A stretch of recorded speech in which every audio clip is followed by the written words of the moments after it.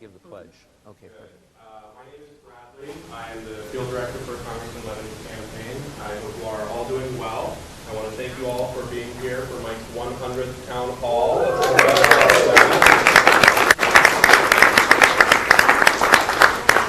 Very, very impressive achievement, and we're all very proud of him for that.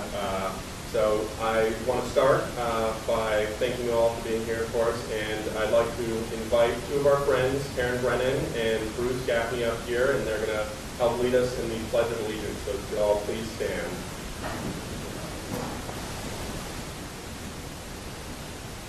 I of the United States of America, and to the republic for which it stands, one nation, under God, indivisible, with liberty and justice for all. Thank you. Thank you. I'll make that very clear. You get one question. You get 1 minute to ask that question. And if you're wondering, no, you don't get to hold the microphone either. We will have someone holding the microphone for you so that we can enforce the time on you guys. So we'll have someone pull the tickets and we'll come up, ask a question, give us your name and the city that you live in. And after you've asked your question, you can return to your seat and Mike will answer it for you. So now I would like to invite Mayor Tracy Martinez to the podium.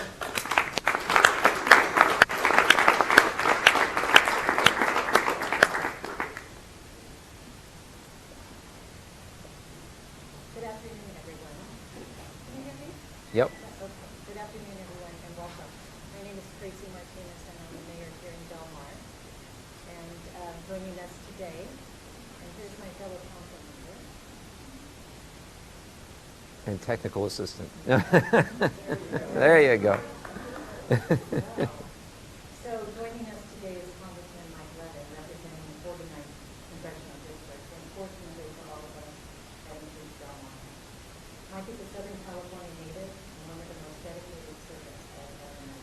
Thank you. A fun fact about Mike and I was both born at Anna Truman Hospital, and I'm convinced my mother, who worked in the newborn nursery, probably took care of you. So That's incredible. That's incredible. In addition to Mike's tireless work on House Committees, Veterans Affairs, and Natural Resources, he's a strong advocate for Del Mar and the greater San Diego region. Last year, Mike secured $750,000 for the Del Mar Climate Resiliency and Access Improvement Project, which will enhance access to Del Mar's wonderful coastal resources while protecting our community against sea level rise. $60 million to replace critical aging infrastructure in our city. Finally, We're going to do it. I'm sure all of you are aware, Mike has been a champion for the Los Angeles corridor by helping us secure funding to relocate the railroad through the Del Mar bus, which is very fragile, to a safe and location in New York City. And Becky, Thank you. in fact, he recently hosted the U.S. Secretary Pete Buttigieg, and a few months later, Mr. Bose, who serves as the administrator for the Federal Railroad Administration, and he brought him here so they could see firsthand what the bluffs are looking like and how fragile they are and the need. So I want to thank you again, Congressman, for all your hard work, the success in the region, and I can't express how grateful we are to have you as our representative. And it is now my pleasure to welcome you back to Del Mar. Thank you. Thank you. That was wonderful, wonderful, wonderful. Thank you so much. Let's hear it for your mayor. She's doing an incredible job. Thank you, Tracy. Thank you so much. Well, it is great to be back here in Del Mar. I have to tell you, it's been 6 straight weeks in D.C., and it's been a little crazy these last 6 weeks. I'm leaving on Monday morning to go back for week number 7. Hopefully it'll be a little less crazy week number 7. But I just want to give a quick shout out. You don't know, or maybe a few of you know the two people that gave the pledge, but Karen Brennan and Bruce Gaffney are two remarkable veterans in our community, both of whom have been really important in our service academy selection process. So I'm really proud of the fact, just yesterday we were with a group of young men and women who are going to West Point, going to Annapolis, Air Force Academy. We got 14 California 49 residents admitted to service academies this past year. Really impressive. And that we're gonna see where that ranks, but I think it's going to be maybe first, second, third. Last year we had 10, if I recall, and we were second in the country. And so pretty amazing. And that's thanks to both of you. The other thing is Karen really led the effort to help rename the San Diego VA. So when I first took office in 2019, there was a report that VA had come out with that of all of the different hospitals and facilities in the country, there was only one out of 1,300, and it was a small one, that had been named after a woman veteran. There were lots and lots and lots named after male veterans. And so we brought a group together, and Karen was instrumental in that, to figure out who is a deserving San Diego woman veteran to name the VA hospital after. And after a really extensive search, they narrowed it down to two. Jennifer Moreno, 25 years old, graduate of San Diego High School, who tragically lost her life serving as a nurse with a cultural support unit in Kandahar, Afghanistan. Really an exceptional individual. So the facility, if you go to the VA, is named after her. Inside is another part of the facility named after Kathy Briere, another amazing story that I'll save for right now. But just suffice it to say they're incredible people, and I want to make sure you're acknowledged. In addition to thanking the mayor, I want to thank the two council members who are here. I think we're not violating any Hatch Act or anything. That's good. I don't want to get in trouble. And Mayor Worden as well, Councilmember Worden. Where'd he go? Where'd Dwight go? Excellent. Who's also tech support, evidently. It's truly an honor to get to work with the City of Del Mar. I'm extremely grateful. You make it easy to really try to advocate and fight for this city. And that's the case really for all 10 of our cities. Our district, for those that don't know, goes all the way up to Laguna Niguel. We have Laguna Niguel, Dana Point, San Juan Capistrano, San Clemente, Oceanside, Carlsbad, Vista, Encinitas, Solana Beach, and Del Mar. 10 cities, often very different ideas. But one thing I think unites all 10 of them, and what I try to do with all 10 of them, is to support when they have achieved consensus and when they need federal help, they can count on me to try to support them. And that's what we've done in every city for every project, and that's how it'll always be. I think there are lots of members of Congress out there who are dedicating their time and effort to getting as many cable news appearances as they can. Maybe they want a gig as a cable news host. That's not me. I actually want to get stuff done, so I've been really focused on that. The other thing I should mention is that this is our 100th town hall. Isn't that incredible? 100. And it requires a great team to do 100 town halls. It requires a great team to do one town hall. But we have an amazing team. So Misty O'Healy, Ellen Montanari. Where did Ellen go? Did Ellen have to leave? Oh, that's too bad, because she was just instrumental in so many of these. But our whole team and all the volunteers as well, could you give them a round of applause for all their hard work? Really incredible. When I took office in January of 2019, I committed to doing at least one town hall a month, and we've done that and then some. And we try to do them in different formats to reach different people. But I'm just so grateful, sincerely grateful, because it helps me do a better job as a federal representative to hear your concerns, whether you agree with me or you don't agree with me. And I don't expect anybody to agree with me 100% of the time. My own wife doesn't agree with me 100% of the time. But I really feel that representative is not just a job title, it's a job description, and it's really hard to do that unless you're consistently engaging with your constituents. So we do these town halls, we do house parties, we do all sorts of different community events. And if there is an event in the community you think I ought to be at, let our team know, and we'll try to do our best to make it. I do think also there's going to be a cake at some point that's going to say 100 on it, so I hope you're hungry. I hope at least a few of you are hungry. I also want to thank the digital team, Jeremy and the whole team, for live streaming this. There are quite a number of people that watch these that maybe they're not able to make it, but they watch on YouTube or they watch on one of the social media platforms, and we stream them as well. And we keep all of them streaming or archived for anybody to see. So I really appreciate that, particularly during the pandemic when we weren't able to meet like this. So you can go back and you can see, progressively as I get more and more gray hair over the last 5 years. I tell all my colleagues in Congress I love them, but I didn't have any gray hair before I met them, but now I do. So let me just say a couple quick things, and then we'll have as much time as possible for your questions. The last 6 weeks have been really, really significant for reasons I'll get into. But one of the key ones is we obviously had the negotiation over the debt limit. And we were not, under any circumstances, going to allow the default of the United States, the full faith and credit of the United States, our ability to be that foundation for the world's economy was really on the line.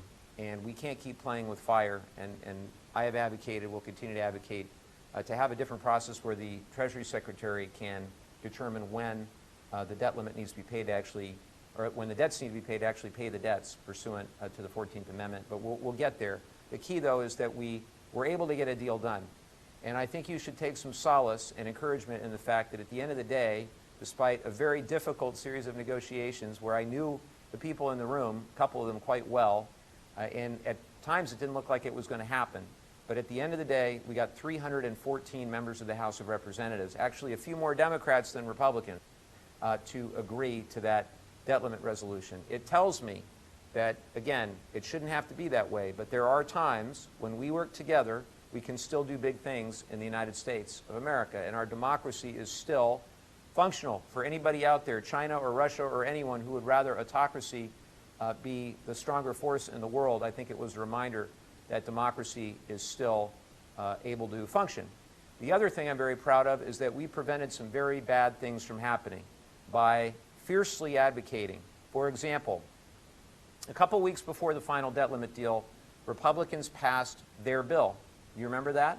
They passed a version of the debt limit deal, and it would have cut across the board non-defense discretionary spending by 22%, which would have included cuts to veterans. Veterans would have been cut 22%. Cuts to nutrition assistance, 22%. Cuts to scientific research and technology, 22% across the board. And we weren't going to let that happen. And so we really made a stink about it. And the recently passed PACT Act for our veterans to make sure that the VA would cover the cost of care for those exposed to toxic substances after the 9/11 conflicts, that was also on the chopping block.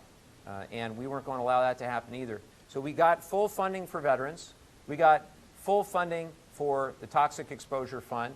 And we advocated and eventually were able to come to an agreement on nutrition assistance as well. It wasn't perfect. None of it was perfect, but it's so critically important that it happened.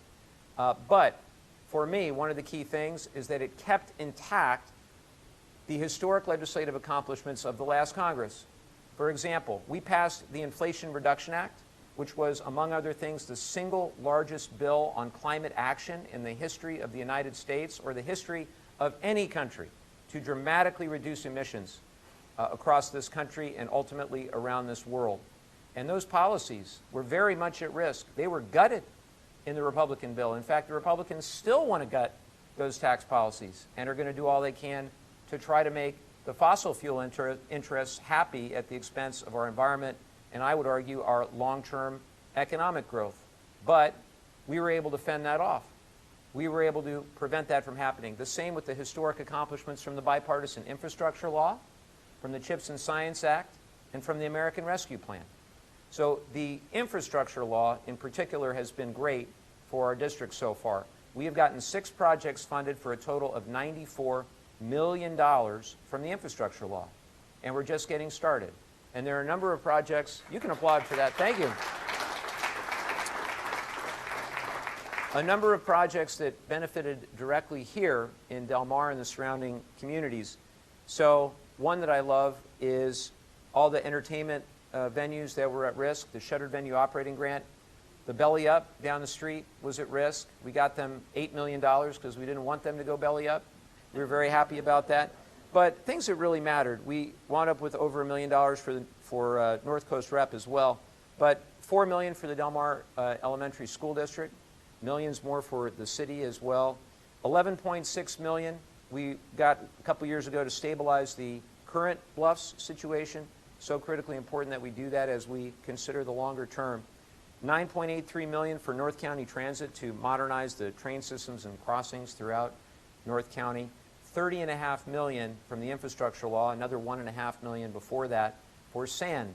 Sand, that's a lot of sand, by the way, about 1 million cubic yards of sand in Encinitas and Solana Beach. Critically important that we do that and that we have a long-term plan. And we were able to now have in place a 50-year sand replenishment plan with the Army Corps of Engineers, both for Encinitas and Solana Beach, and up in San Clemente as well. Because if we want our rail corridor to be functional, you're only as strong as your weakest links. Right now, the weakest links are here in Del Mar and up in San Clemente, if you've been following what's happening up there. We also got over $1 million for removal and replacement of the city's sewer and storm drain infrastructure, in the process of finalizing that, of course. $750,000 for the climate resiliency and access improvement process, and I know that's something everybody's been working on.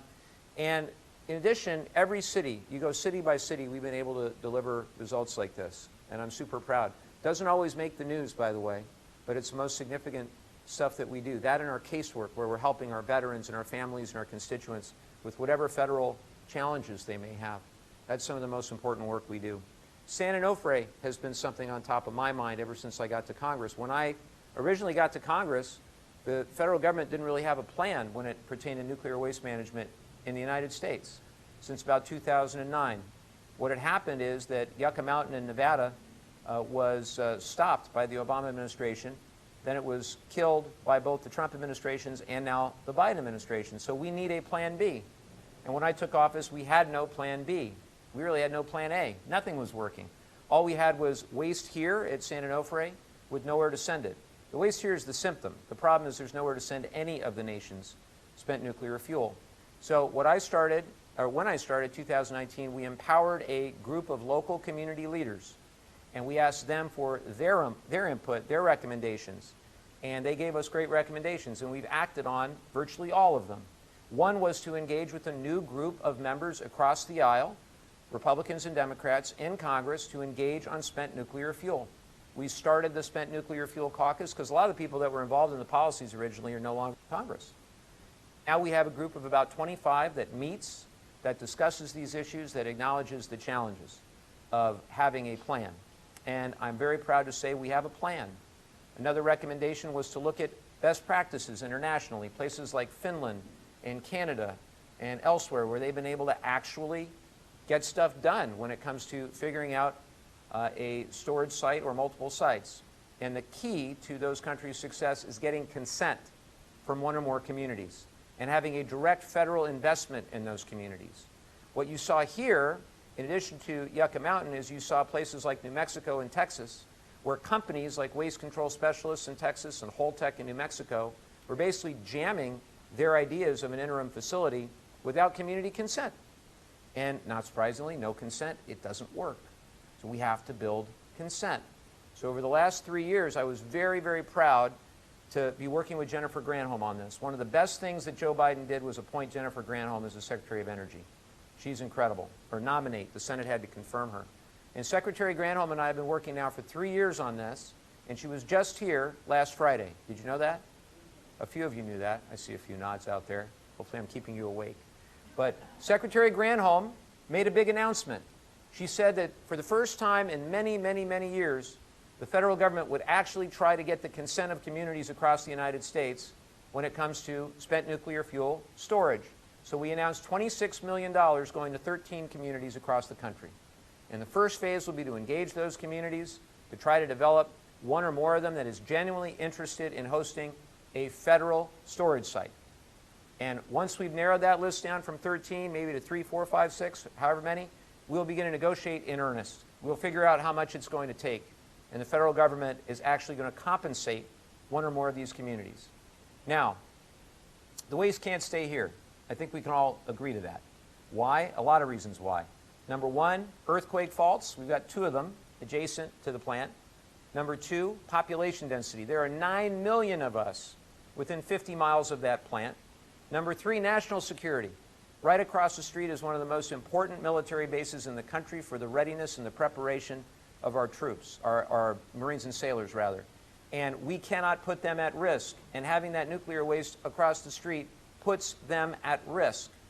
If somebody wanted to do harm to our Marines and our sailors and our service members and their families, that would, it's an obvious target for that. So we cannot allow that to be a long-term situation. So add sea level rise to the mix as well, by the way. So what we have said number one, let's find one or more communities, and we're engaged now in doing it. Number two, prioritize moving the waste from San Onofre because of those variables that I just mentioned. And I reintroduced a bill recently called the Spent Fuel Prioritization Act, which would put us at the top of the list. When we figure out where we're going to move this stuff, we'll be at the top as opposed to the middle. Right now, it's the oldest waste that gets moved first. We're in the middle. There are roughly 80 sites across the country in 34 states. We're somewhere in the middle. This would put us at the top because of seismic risk, population density, and national security concerns. And you know who my co-lead is on that bill? Darrell Issa is my co-lead on that bill. Proof that bipartisanship is alive and well. And it really is. It really is. So, last thing I'll say, our veterans, I'll just mention, we've gotten 24 bills signed into law, each of them bipartisan, that are my bills to help our nation's veterans in the last 4 years. And I'm proud that between those bills and the other bills, and I don't like, some of you know I'm not really big on tooting my own horn, but I have to just give you a statistic. Every year there is a measurement from the University of Virginia on the most effective members of Congress. And they look at all sorts of variables, not only the amount of legislation, but the type of legislation. Were you renaming a post office? Nothing wrong with renaming post offices. But did you actually get stuff done that was meaningful? And I'm very proud of the fact that in the entire Congress, 435 members, I ranked 15th last year, which is pretty good. And thank you. And I told them I wanted to go, we got 14 spots, let's go. Anyway, I really do have a great team. It makes it all possible, and I'm deeply humbled and honored to get to do this job. I wish my wife were here as well, because I can't do this without her. She really is truly amazing, and our kids as well, 10 and 9 years old. It's about them. It's about the future they're going to inherit, the planet, the environment they're going to inherit, whether they're going to be in an environment that they can live in and thrive in, whether they are free of gun violence, or at least much reduced gun violence from today, whether my 9-year-old daughter will have more rights than her mom and grandma did, or fewer. There's just so many things that are so pivotally important. And it turns out it makes a huge deal who's in charge of the House. So I'll make the pitch at the end, but we really do need your help. It's a very competitive district, a very competitive election, and we really will need your help if you're interested. So with that, I'm going to stop, and I'm going to turn it back over to Misty, who will do Q&A. Thank you, Misty. Thank you, everyone.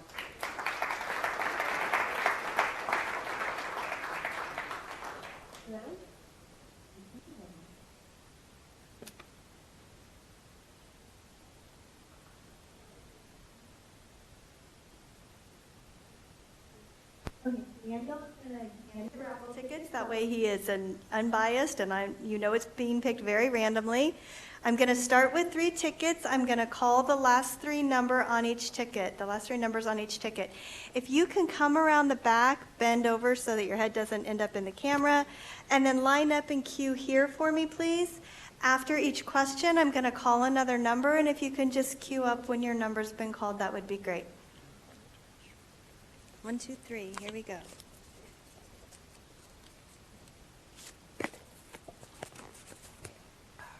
Four, 8, 1, 4, 6, 7, 4, 8, 3.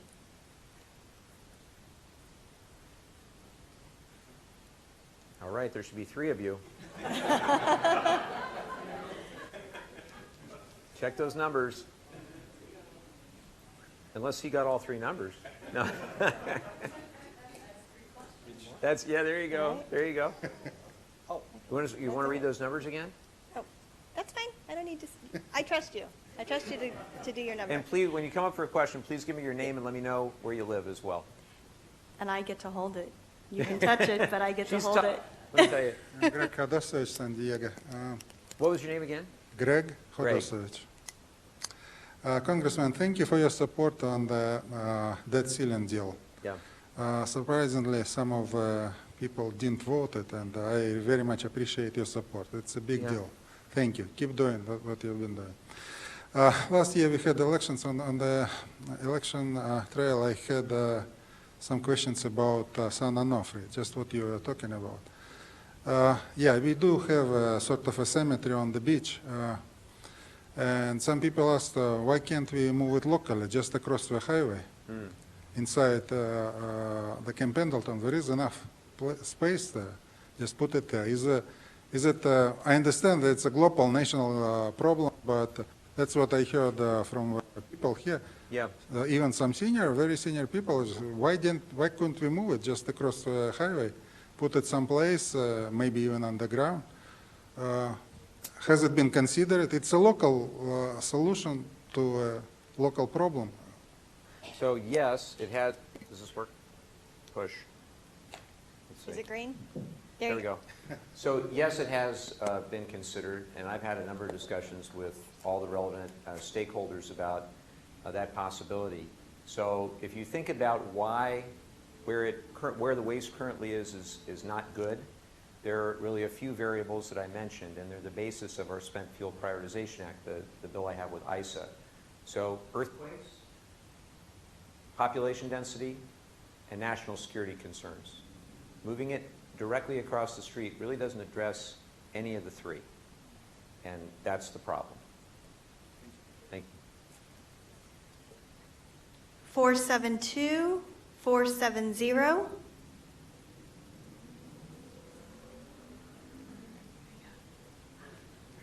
Here we go. Now we got some more people. Now we got some. Look alive out there. By the way, if I'm hoarse, it's because I was screaming a lot at the congressional baseball game on Wednesday. I played right field, and we lost the game. But I had a great time. We raised $2 million for charity, and we had 26,000 people at Nationals Park in Washington, D.C., which is actually more than the Washington Nationals usually have at their games. Yes, sir. Congressman, my name is Jim Wong, Encinitas. So first of all, thank you for your outstanding record. Thank you. It's very impressive. So my question concerns climate change and what we need to do about it. And there's no doubt, as you said, the IRA bill is a big step in that direction. But I submit it's, considering the size of the problem, it's not quite enough. In fact, it's not even 6 months of the DOD annual budget. Correct. So I don't think it's time to raise the mission accomplished sign yet. Right. So I'd like to ask you what you think is the most feasible strategy that we can take to further combat climate change now.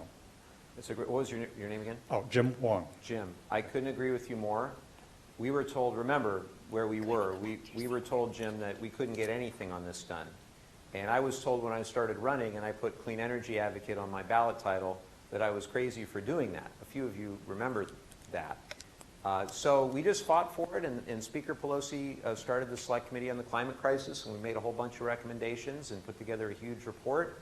We then got the gavels, and through a series of crazy circumstances involving Joe Manchin and many other people, we were able to get in the IRA some very, very important provisions. But as you said, it gets us roughly, I don't know, maybe 60% of the way there of where we really need to go in terms of a GHG reduction standpoint. But even that assumes that we build a lot of new transmission lines. We're going to have to build transmission lines faster and bigger than we have in many decades. And right now, we don't have the structure to be able to build, the legal structure to be able to build multi-state, multi-gigawatt interconnect across state lines. It's very difficult to do. And we have to dramatically improve that process. We have to give the Federal Energy Regulatory Commission the authority they need to do those multi-state, multi-gigawatt projects. There are roughly 1,280 gigawatts of projects in interconnection queues, clean energy projects in interconnection queues. So think of that, 1.3 terawatts of projects. We only need to build about half of them to get to the GHG reduction goals, but we've got to dramatically improve interconnection and transmission.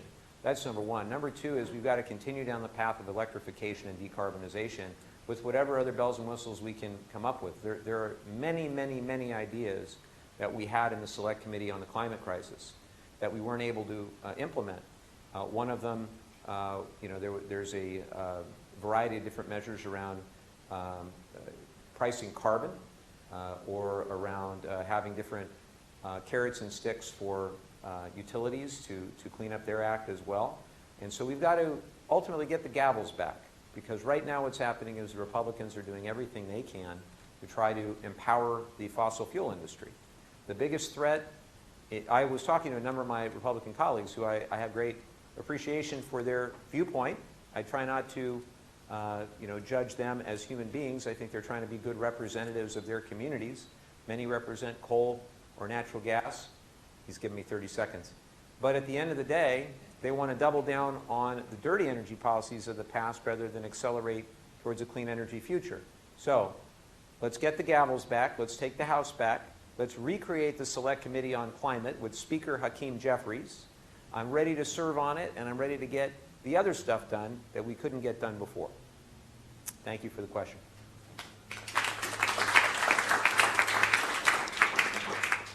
Four, 7,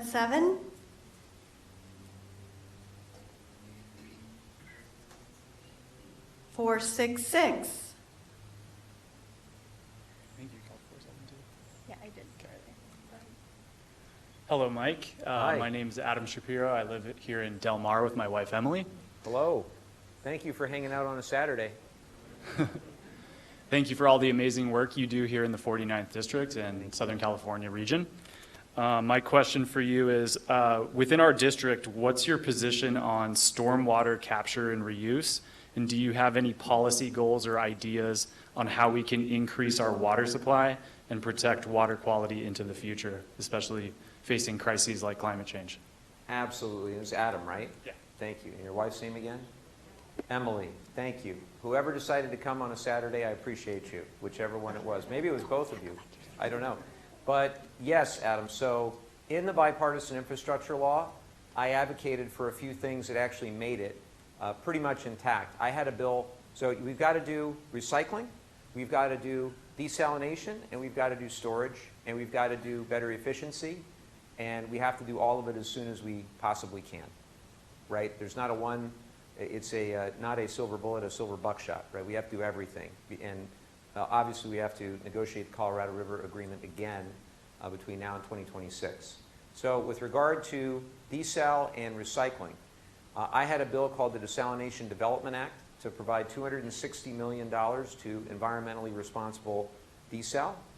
And it's improved dramatically even since the Carlsbad plant, what can be done, both in terms of the impact on marine life and air emissions.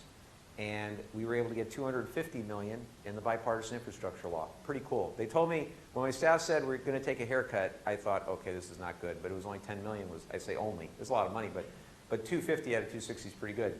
And we advocated and got $1 billion for water recycling. And that's the biggest federal investment in water recycling ever, by a lot, I think by tenfold. And it's already made its way to our district. So Levin Municipal Water District, we got them $19 million for part of a recycled water project, not far from here. And then in Oceanside, we got them $10 million for their pure water Oceanside. So those are the types of funds that are now available.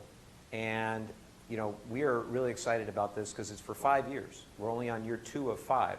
So as there are more projects that come up in Del Mar or elsewhere, hint, hint, hint, let us know about those.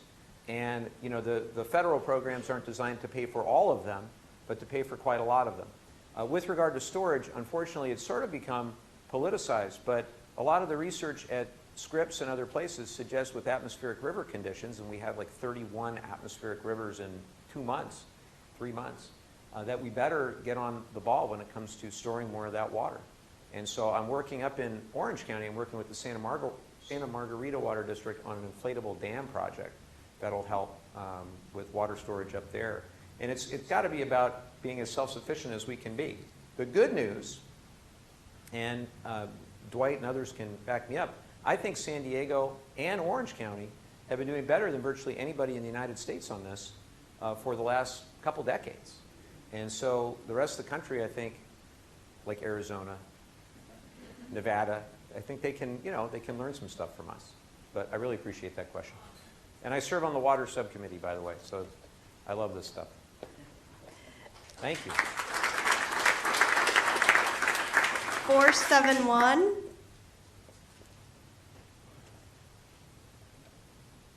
Nobody?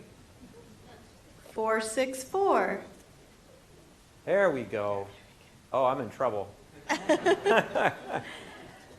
468. All righty. Hey, Mike. Hello, Karen. Hi I have there. no idea. Karen might ask me a really tough question. Actually, it's not a tough question. You already Okay. answered my Feel original free, one. though. Oh, I will. No, you already answered my original question. Here's one. I think all of us have noticed the difference in the standards of the people that are now in Congress. It seems like there's no basic requirements to become a congressperson. And I'm just wondering now, since you've mentioned the gray hair and everything that's you've experienced, what do you wish you'd have known coming into Congress that you know now that might have been of help to you? Wow. That is a really good question. I think don't worry about the short-term media food fights. Don't worry about those crazy things that the media focuses on in any given day. Keep your eyes on the long-term goals. Keep your eyes on things like San Onofre and our nuclear waste, or on veterans' homelessness, or on the rail corridor, or on other things, of community projects.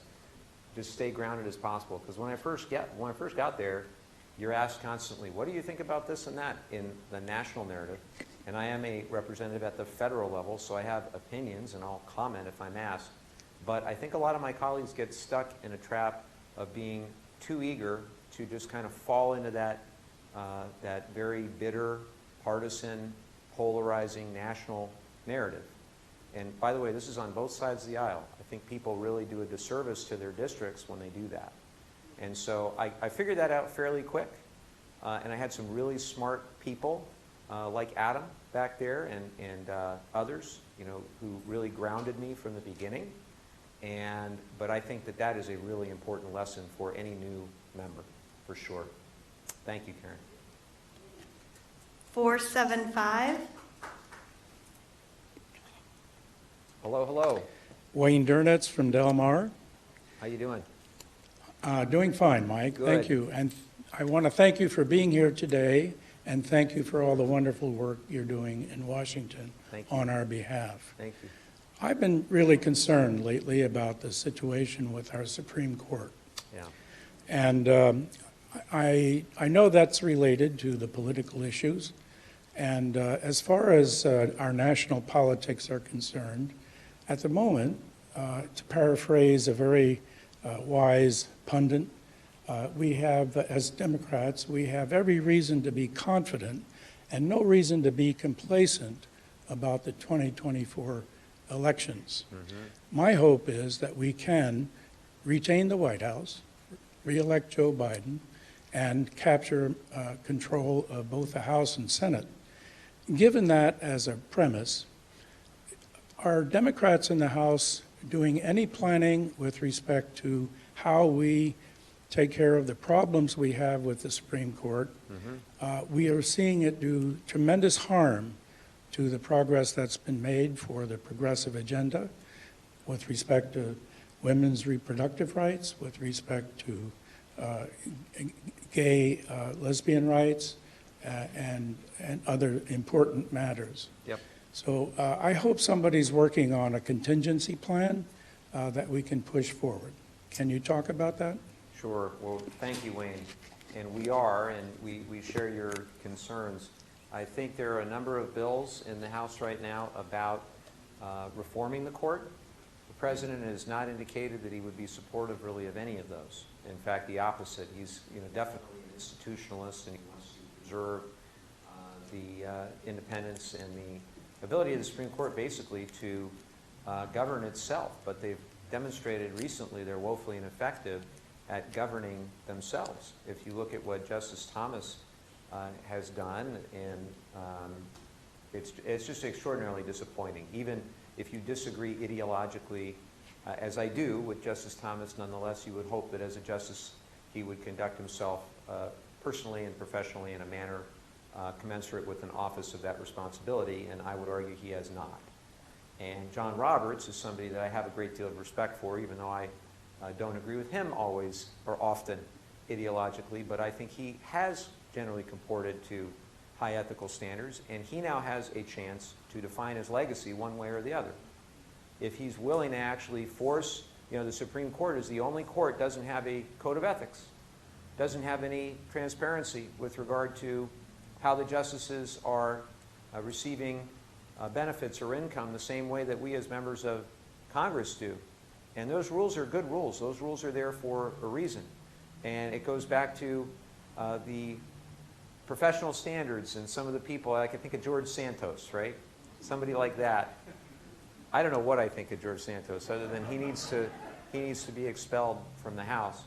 But McCarthy won't bring that expulsion up because he needs his vote, which is unfortunate. But look, I think there are a lot of proposals out there to reform the court, to expand the court, to provide term limits, all sorts of ideas out there. But we've got to go with what will actually be supported by the President and by the Senate until or unless we change the and it's got to pass the House, right? I mean, we don't have the majority in the House. This is another example. There's a massive difference when you've got the gavels and you don't. Not to say even when we had the gavels we could pass some of these reform ideas. But we've got to keep at it, and we've got to make sure sunlight is always the best antiseptic. So we've got to keep at it and make sure that people know when there's malfeasance or corruption that's going on. We've got to hold them to account. Thank you for the question, Wayne.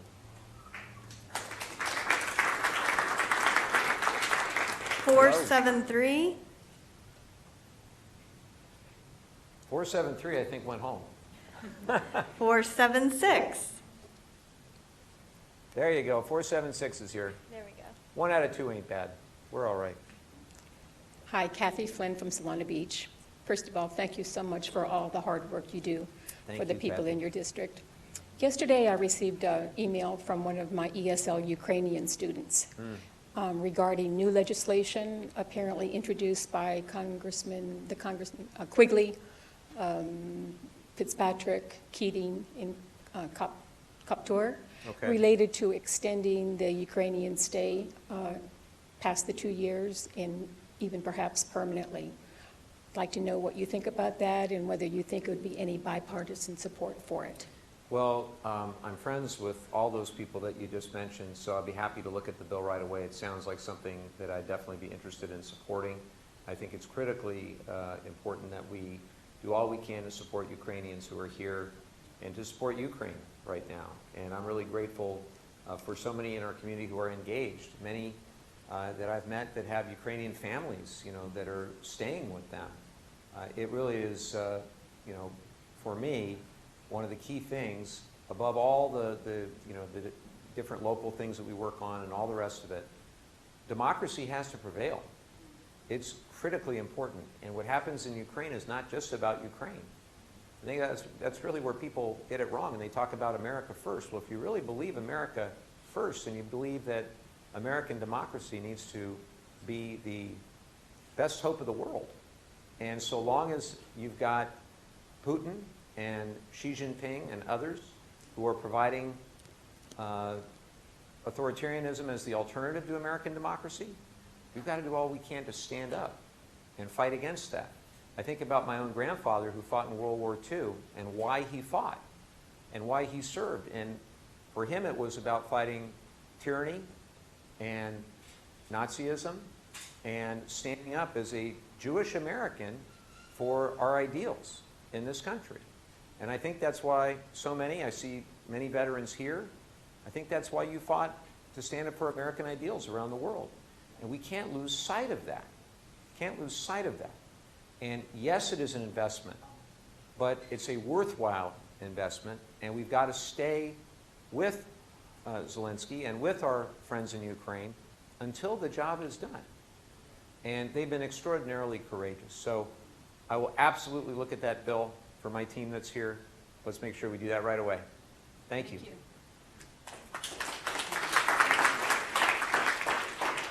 480.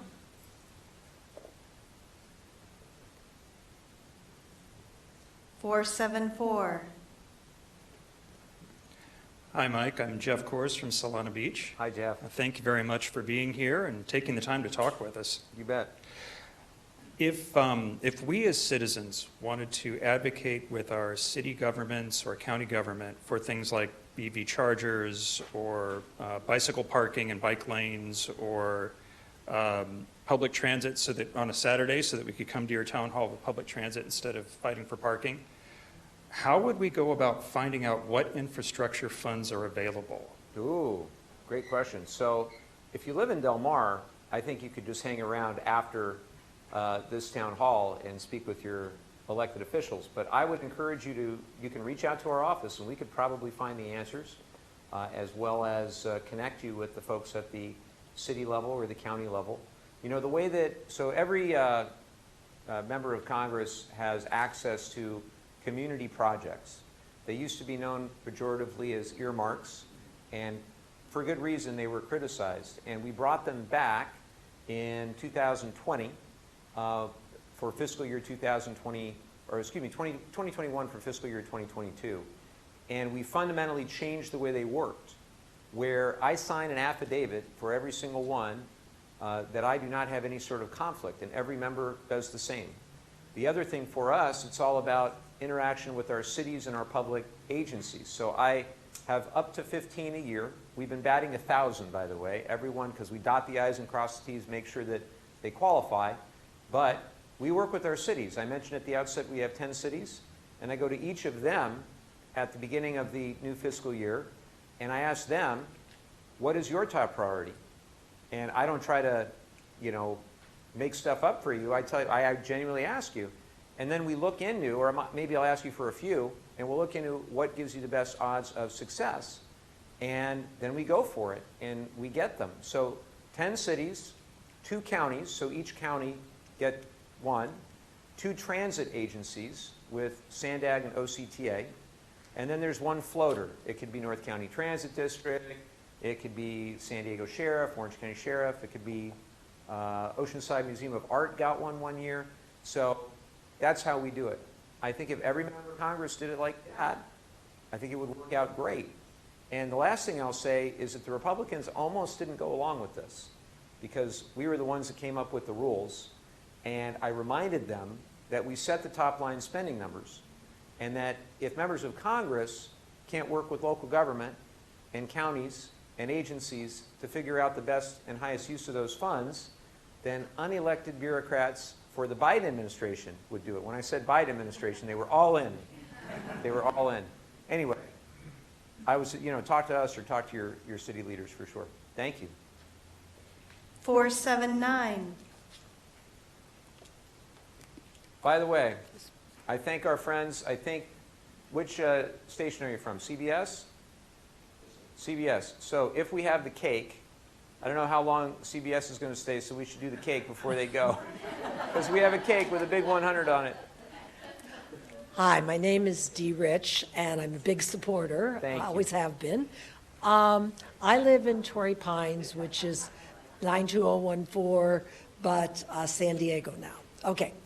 But I served for 29 years as a school trustee, building schools and looking at pollution and the environment. Amazing. And I worry about our youth because this morning I read in the newspaper that the railroad is suing California for getting the idea of getting rid of old polluting diesel trains. And if they're going to be running through our community, I know it's in other hands, but is there anything you can do at the federal level? Because if California loses this, it's not the right path. We've been promised that the trains and... So I'm not familiar with that suit. You said it was the front of the UT? I brought you the article Perfect. today. After we're done on the car ride back. But I have too been promised by the people that run Amtrak that within the next 10, 15 years that they're going to check it out. In some of the articles, not that one, but some of the articles that were on the internet. Okay, so for commercial rail, that's another matter, and we'll have to look into that as well, because that's a longer, Thank you. that's going to take a long time, let's just say. Right, but we're making plans for the next 30 years. Yeah. That's what's going to happen. Okay, Thank you. okay. 463. Councilman has a question. 469. Go right ahead. How are you? Mike, Dan Quirk, Del Mar City Council. Good to Thank you see for you. being here. It's been Thank you. great so far. My question is about one of my favorite topics, which is the train and the Lausanne Rail Corridor. Lots of problems here in Del Mar and San Clemente. Just as a preface, I grew up outside of New York City. I lived in New York City. I took the subway every single day. I subsequently lived in San Francisco. I biked everywhere. I regularly took BART, occasionally took the bus system. So I'm a fan of mass transit where it makes sense. One of the reasons I find it to be a fascinating topic is that it lends itself to data and metrics. And I spent a lot of time pushing out data to some of the residents here. I think I've sent some to your office. And when you look at the trains and the data, there's a consistent story. There's not a lot of usage here. When you look at the problems in Del Mar and San Clemente, we are looking at huge problems in terms of dollars. $4 billion here for potential 2-mile tunnel. It might be 8, 9, 10 miles in San Clemente, because I don't think you can move it anywhere on the tracks right now. It's at 10 or $20 billion. You look at the changing technology trends with electrification, self-driving cars. So from a federal level, and I've asked for a cost-benefit analysis for the project here in Del Mar. It's been delayed. We don't have it yet. So I'm kind of shocked that there's been so much talk and discussion and $300 million from the state, and we don't even have a basic cost-benefit analysis. And I believe that's required from the federal level. So that's my question to you. How closely are you looking at these types of numbers, the dollars, and when you think about $4 billion or $10 or $20 billion, could that money be spent on so many other better, worthwhile things? Thank you. Really appreciate your advocacy, your definitely, your view is definitely welcome with me, because I think it's very important that we dot the I's and cross the T's and get it right. And I'm committed like you to rail. I think it's critically important that we have. You're not. What you like rail generally, just not here. I like it here too, but we can agree to disagree on that. But I think you have to get the cost-benefit analysis right. We're completely in alignment on that.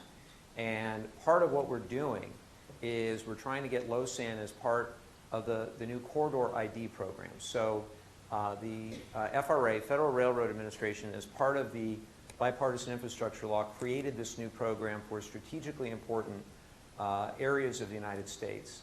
And we have 8 million passengers a year. Again, that's not my number. That's Amtrak, Metrolink, and the rest, and we can study the numbers for sure.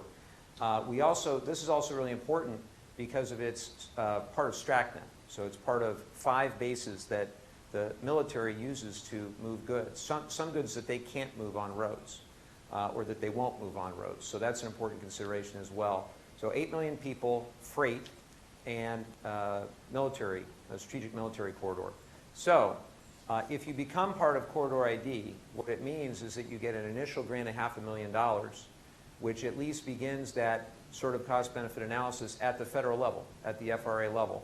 So that's what they're supposed to be doing. And I would hope that we'll get an announcement about being part of the rail corridor or the corridor ID program, maybe September, August, September, and that we will then be able to work with FRA. I can tell you my firm belief on this, after listening to a lot of data and feedback myself, is that it can't stay where it's at. I think we all agree on that. We put Band-Aids on it, expensive Band-Aids, by the way, $11 million Band-Aids, to keep things where they are, and it's also very problematic in San Clemente. I've seen slightly lower numbers with regard to San Clemente. So we haven't done the PED, the planning, engineering, design, the same way. I'm trying to get money for them to advance that. And there's another bucket in the infrastructure law that OCTA is trying to avail themselves of to do the planning, engineering, and design. And once that's done, we'll have a better assessment of exactly how much that part will cost. But I've heard less than that, even though it is a longer area, it maybe is a little bit less complicated than it is up here. But that's all preliminary. What I know is that if we're going to have a rail corridor, which I think we need, we can talk about the merits of it, then we're going to have to move the weakest parts of it in Del Mar and in San Clemente, and that's what I'm committed to doing. Again, not trying to get out in front of FRA, not trying to get out in front of the cities or the counties or the regional transit agencies. Let them do their analysis, let them do their work, but come in and support at the federal level however I can when the time is needed, and also do what we can to amplify the issue to people like the President and Secretary Buttigieg and Administrator Bose of the FRA, just as we try to amplify the issues around nuclear fuel to Secretary Granholm. So that's where I come in. Thank you, Dan. Thank you.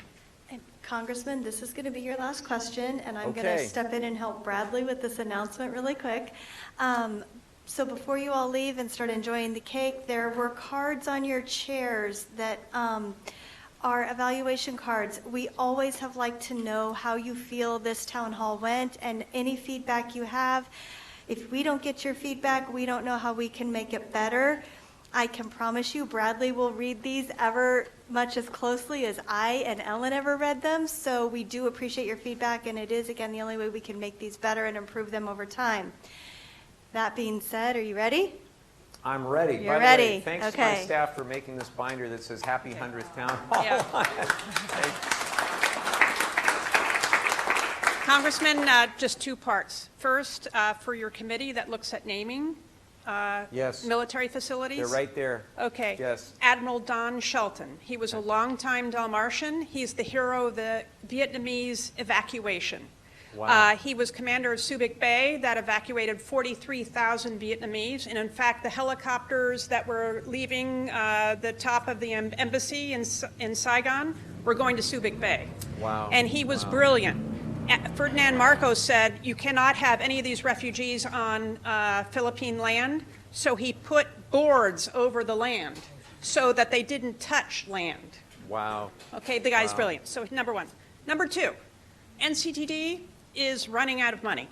Yeah. And thankfully, you're giving them money because a lot of my family commutes by rail to LA. Yeah. But the problem is this.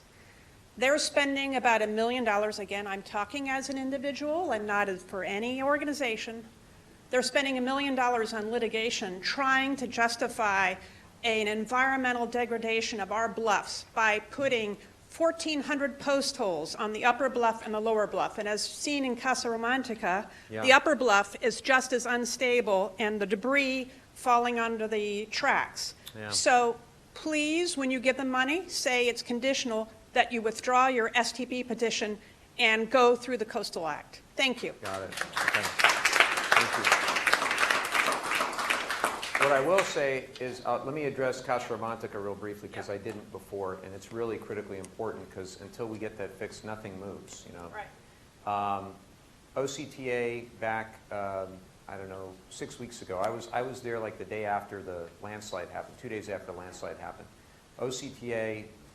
Initially, the city was going to fix it, and we're working with Mayor Duncan up there, and I think they're all doing the best job that they can, but there needs to be some sort of barrier wall at the base because the land that's there, the dirt that's there, it's very, very much like clay, and it's continuing to slide, so they can't run the trains, the passenger trains, until that sliding stops. So they're going to put a barrier wall down there to just catch the debris, basically. So what I've been told, the latest update I've been told is that probably August-ish before they get that done. I really hope they get it done before there's a lot more rain because that'll just compound the problem even more.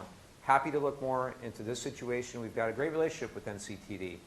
During the pandemic, in addition to helping cities, helping school districts, we were able to help our transit agencies because there were no passengers on the coaster or the sprinter or anything else. So we were able to help them through that. We've also been able to help them get zero emission infrastructure for their buses. They're doing both hydrogen buses and battery buses, and they're trying to go zero emission with their bus fleet as well.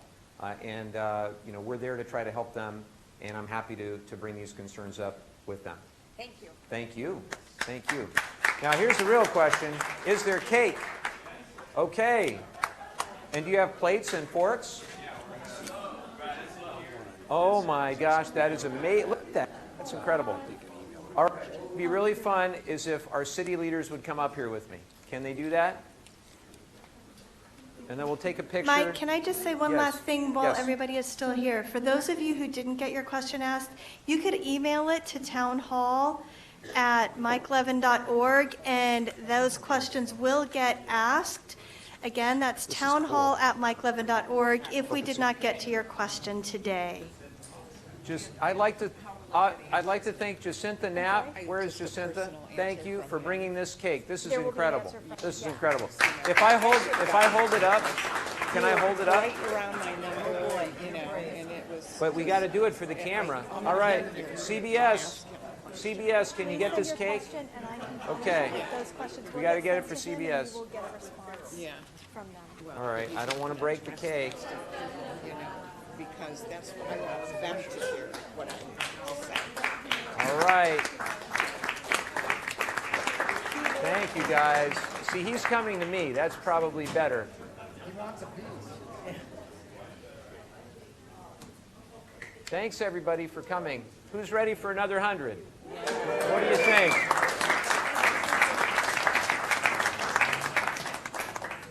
All right, I think this is going to be really good cake, too. Because I know Jacinta doesn't mess around with cake. If it isn't, we're going to blame you. That's perfect. Perfect. All right, everybody get it? You got your shot? He got it. Okay, time to eat, everybody. Thank you, guys. Thank you, thank you, thank you, thank you, thank you, thank you, thank you, thank you, thank you. You're wonderful. Thank you. You're the best.